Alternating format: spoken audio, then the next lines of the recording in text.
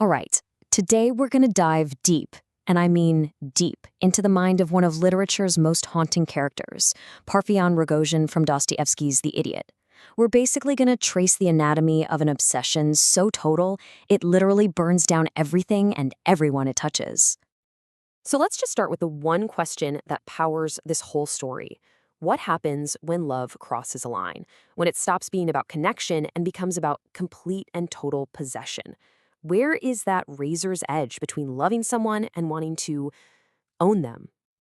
And this is the man at the dead center of that terrifying question. Parfyon Rogozhin. His entire world, his money, his future, his soul, is completely set on fire in a single fleeting moment. Just one look at a woman's portrait, and that's it. Game over. So, how did this fire even start? To really get a handle on the obsession, you first have to understand the man himself. And with Rogozhin, it all starts with just his presence. He's like a force of nature. Think about how Dostoevsky describes him. He's only 27, but he feels ancient, primal. He's this raw, physical being, swarthy, broad-shouldered. But it's his eyes. That's where the whole story is. Burning black eyes, set too close together. There's just this incredible intensity, right? No room for anything else but his focus. And yeah, he's dripping with new money, but it doesn't tame him. It just gives him more power to be exactly who he is. And this is the gasoline for that fire. 2 million rubles. You have to understand, that's an insane amount of money for the time. But for Rogozhin, this isn't about luxury. It's not about living a good life. No, this is his war chest. It's the power he needs to pursue, to possess, and ultimately to destroy.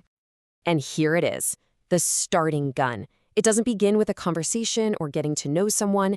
It begins with an image. He sees a portrait of Nastasya Filippovna, and in that 1 second, his entire universe just collapses into a single point of desire. His life now has one and only one purpose.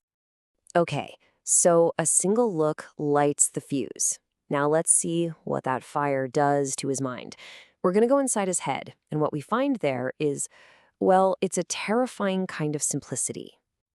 And that's it. That's the whole operating system. In his mind, this isn't a wish, it's not a goal, it's a fact. It is the only thought that matters. There's zero room for her feelings, for what's right or wrong, for anything else. It is a statement of ownership, as simple and as final as a locked door. This really breaks down his psychology perfectly. See, on one side, you have all the stuff that governs most of us, reason, logic, thinking about consequences. But on Rogozhin's side, it's just animal clarity, pure instinct, pure desire, and it leads directly to action. He doesn't sit around and think about it, he doesn't debate, he just does. And this is what makes his relationship with his rival, Prince Myshkin, so unbelievably chilling. He calls him brother, but it's not friendship. It's the exact opposite. It's this primal acknowledgement of the other predator in the room.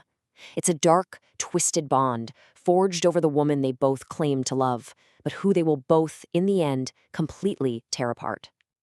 So, if his mind is terrifyingly simple, what's going on in his heart? Well, this is where it gets even more dangerous.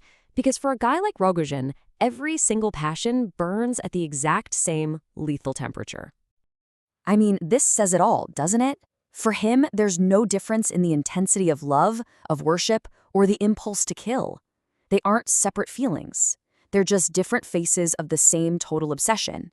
And the dial for all of them is cranked to the absolute max all the time. He can be crying on his rival's shoulder 1 minute and pulling a knife on him the next. And for him, it all makes perfect sense. It's all the same passion. And this passion, it's like a black hole. It's so powerful that it just sucks in and snuffs out everything else. His duty to his family, his faith, even his own instinct to stay alive. None of it stands a chance. The only thing that exists is the gravitational pull of his need for Nastasya. Which leads us to the horrifying end. In his twisted mind, this final act, it's not about hate. It's the ultimate act of possession. If he can't have her in life, wild, free, unpredictable, then he will make her his, completely and forever, in death. It's the terrible, awful logic of an obsession that simply cannot stand to lose. So where does a soul like this actually live?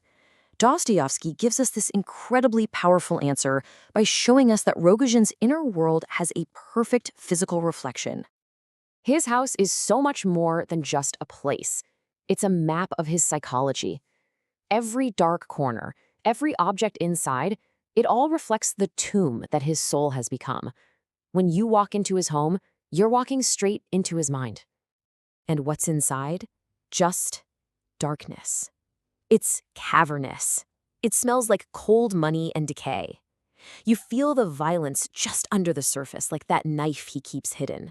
And then there's this deeply unsettling painting of a dead Christ hanging on the wall. It's a place with absolutely no light, no life, and no hope. But out of everything in that dark, dark house, there is one object that reflects him more perfectly than anything else. It's a painting that doesn't just haunt him, it haunts everyone who lays eyes on it.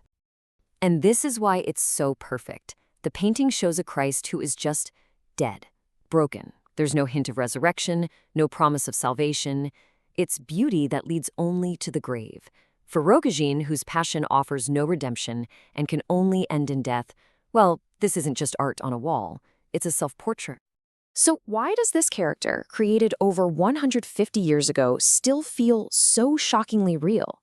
I think it's because his story taps into a dark impulse that is, well, it's uncomfortably familiar to all of us. We've all heard this line before, right? Or some version of it. It's the chilling logic of the obsessed ex, the possessive partner. Dostoevsky just takes that common dark thought and follows it all the way to its most horrific logical conclusion. Rogozhin is that sentence brought to life. The whole story ends with this quiet, awful, unforgettable image. The murderer, Rogozhin, and the saint, Myshkin, just keeping watch over the body of the woman they both loved in their own catastrophic ways. There's no big drama, just two shattered men waiting for the inevitable. In the end, Rogozhin's mind just shatters. The fire of his obsession finally burns through all its fuel, and then it just consumes itself, leaving nothing but the ashes of a man. He slips into madness. The black flame is finally out. And that's what we're left with. Rogozhin is an extreme, absolutely. He's a monster born from obsession. But his story, it forces us to look in the mirror. When we feel that heat of jealousy or that pang of possessive love, what are those feelings, if not the tiny, glowing embers of that very same black flame?